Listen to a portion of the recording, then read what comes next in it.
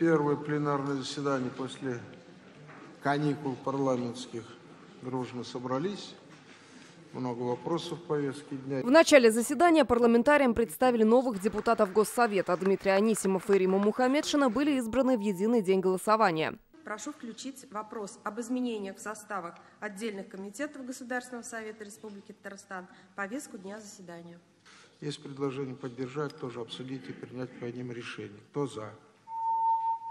Принимается.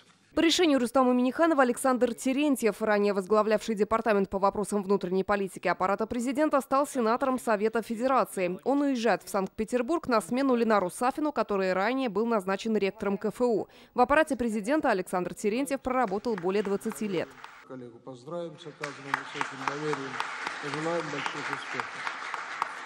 На этом назначения не закончились. В правительстве Татарстана появился новый заместитель премьер-министра. Он будет заниматься вопросами развития деловых и культурных связей правительства Татарстана с органами государственной власти и организациями регионов России. Им стал Евгений Варакин. Ему 47 лет. Ранее возглавлял префектуру «Старый город» исполкома Казани. По поручению Рустама Минниханова его кандидатуру депутатам на утверждение представил Рустам Нигматуллин. В рамках своей многолетней трудовой деятельности курировал большой спектр вопросов, в том числе касающихся жилищно-коммунального хозяйства, внешнего благоустройства, торговли, бытового обслуживания и так далее. Будучи руководителем аппарата исполнительного комитета города Казани, обеспечивал единую политику в области правовой, общественно-политической, организационной и иных сферах работы аппарата. Указа президента мы отвечаем за Лисичанск.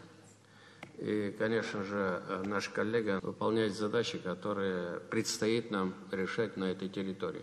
Вот у нас работники здравоохранения отработали, вот строители готовятся, поэтому нам нужен человек компетентный, опытный, авторитетный, который будет выполнять задачи от имени Республики Татарстан на той территории, которая нам определена.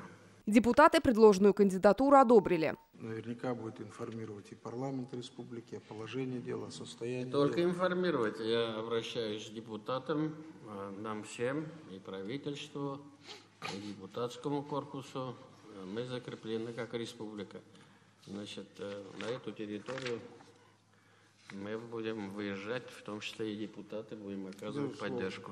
Далее парламентарии утвердили соглашение о границе Татарстана и Марий-Эл. Ее протяженность 334 километра. Эта работа велась с 2019 года. В ходе работ по установлению границы изначально было обнаружено свыше 570 проблемных участков. На сегодняшний день осталось согласовать прохождение границы по одному участку границы с Кировской областью. Республика граничит с 8 субъектами. На сегодня границы согласованы с 7 из них. Алина Знатульна, Дмитрий Аринин, Рамзиль Гарипов, ТНВ Казань. Закажи рекламу на ТНВ. Телефон в Казани 5 705 100.